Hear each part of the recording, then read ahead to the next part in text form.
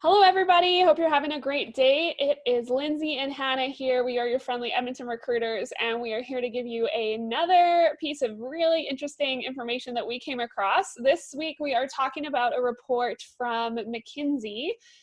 So this is a really interesting study of 800 different executives across North America, and just their perspectives on what is happening to work as we pursue, our careers and as we grow our companies through this pandemic. So what are the changes that are shifting in their organizations? And it's a really interesting report. They do such a good job of presenting this information. And so we'll link it here as well, but we will jump right in. So I'm going to just kick off by talking about, obviously, the thing we hear a lot about, which is automation. If you're in technology, you've heard that word for a long time, and artificial intelligence. So we have seen a huge number of companies increase their adoption of AI and automation technologies, especially if they have been working remotely. So this is the thing, is the companies that have been working remotely have been utilizing new technologies much more effectively than those that have either the ability or have decided to stay working on site. So this has looked like digitization of the supply chain, digitization of customer channels, so just being able to access your customers in a new way that is safe for both them and your teams. And also using the data from that more effectively so that you start to develop an even better product through those types of digital interactions with your clients. And then there's been an 85% increase in digitization of employee collaboration. So just like this, it was not normal for Lindsay and I to video chat each other and do something like this. We would normally just do it in person in front of a group of people. And so this is obviously one of those things that has come from this pandemic, and I think has been the most obvious shift in the workplace. And then 67% have implemented new automation and artificial intelligence protocols or systems. So for what I've been seeing in the Edmonton market in technology is a lot more use of the Power Apps stack and also of the inbuilt functionality into ticketing systems, which has been interesting. Systems like ServiceNow has a huge amount of offerings when it comes to just managing workflows more digitally, and really helping to set in some of those automations that help to ease the workload of any member of an IT technical support team. So we've seen a ton of that, and we're seeing more and more organizations implement more automated workflows through some of the tools that they already had in place, but also through exploring new tools like, of course, the Microsoft Power Apps, which is new-ish and obviously hasn't been implemented in a lot of companies yet, but has a ton of opportunity there too. So Lindsay's going to talk a bit about what we've been seeing in finance and accounting. Yeah, I've definitely seen kind of an uptake in terms of implementation, whether that's, converting things from a very manual process with, manual invoices and whatnot, and converting that to an online. If your company hasn't done that yet, I definitely suggest, taking the time to research certain products. There are a lot of cheaper products for the smaller size businesses that will help you kind of accelerate your business into ways you never thought could be. Just a lot of companies, especially from the finance and kind of the business analyst side, already taking the systems that are in place and just using all of the functionalities. These systems have so much complex sides of it that a lot of companies aren't utilizing them because they don't understand fully what they can do. And how they would be able to help from a finance or just an operational side, kind of overall. I've definitely seen an uptake. A lot of clients that I'm talking to now are taking this COVID time to really deep dive into their automation and their improving of their systems, just to make things easier, cost saving at the end of the day. Why not use a system you already have in place and just really be able to use all of its functionalities, like I said before. Yeah, absolutely. And with that comes some interesting implications for the data that organizations have as well, right? So I'm sure that with those, using that functionality more, you have more access to data, which helps you to further improve your processes or your product or your delivery, and any number of things that can get better by just having better data, right? Rather than just anecdotal evidence. Absolutely. I mean, even from an accounting side, like it's saving you hours with, from kind of a manual process of going through and creating your own, balance sheet and financial statements to having that automated through a system. It's crazy how much time saving there is actually in that. And a lot of companies or, who are kind of still on a DOS and very manual side who like things old school really don't understand that aspect. And it's going to help with, employee morale as well. Yeah, absolutely. Especially with leaner teams, right? You don't want your lean team to be overwhelmed by all these manual processes by by any stretch. Um, Yeah. Sorry, just one more example. I was to say one of our clients actually had their month end took 2 months to complete. Usually a month end would take anywhere from 5 days to 10 days. So that's just kind of an example of how, messy a very manual system can be. And if you don't have the right, systems in place to help you out, it can be detrimental to your business. what kind of impact does that kind of delay have on your day to day? A lot, to be honest, because you really don't know where your end of your financials are. You really don't know what's sitting outstanding, where cash is missing. So that's one of the biggest reasons that maybe a month end would take too long is because you have a lot of outstanding cash you don't know where it went. And that's, again, through just tracking the system and using it correctly. So don't let your company do that, because we're actually able to get our friends at Percivity to go in there and actually completely redo that process and help them get caught up, which is great. So just, an FYI, there are companies out there like that. And if you are one of those companies, please reach out to us. There's definitely factors that we can help you get caught up and improve the operational side of your business tenfold. Yeah, absolutely. No, that's super interesting insight. Thanks, Lindsay.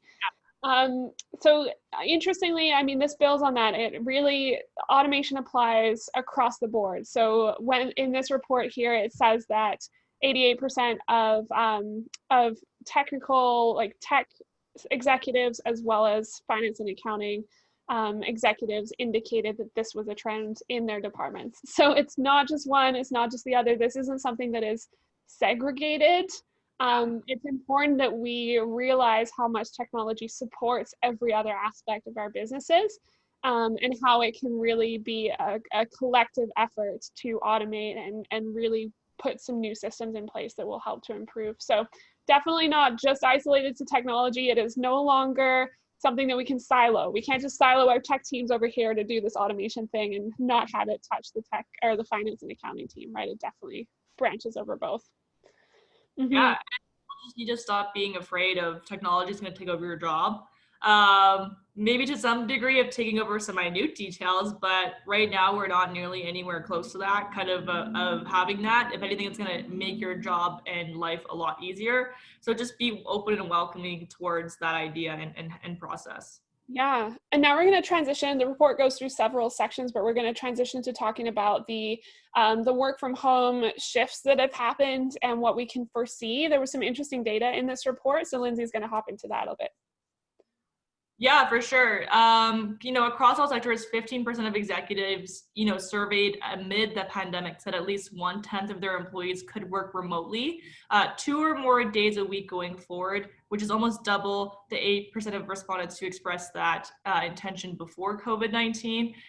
Reading this number really shocked me because I thought it would have been way higher than 15% of executives. I think it's just the way that our model is shifting, and it's going to be the way that a lot of employees are going to be to be working in that model. And I think, if your company is one of those models that are going to be a work in office, and don't get me wrong, there are employees who really love to come in the office every day.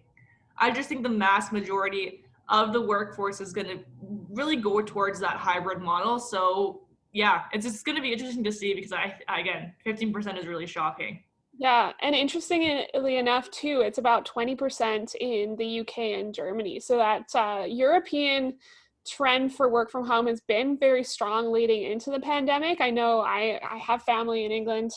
My cousins work for a company in London, and they have been able to work from home for the majority of their career so far, and they've been there for 8 years or so. So it's definitely something that I think in North America we're starting to catch on to, but maybe hasn't hit the ground when it comes to long-term envisionment of that being the reality for employees yet. So it'll be interesting to see if that number changes at all. We don't know how long we're going to be in this pandemic. Obviously, we have no idea how long we're going to be working from home for on an ongoing full-time basis, but it will be interesting to see if it grows from that 15% a little bit higher as we progress out of it. I think and hope it will. Yeah, yeah, absolutely. Okay, and then to talk about hiring trends, so what jobs are in demand right now according to this report by McKinsey? I have it up to my right, which is why I'm staring off this direction.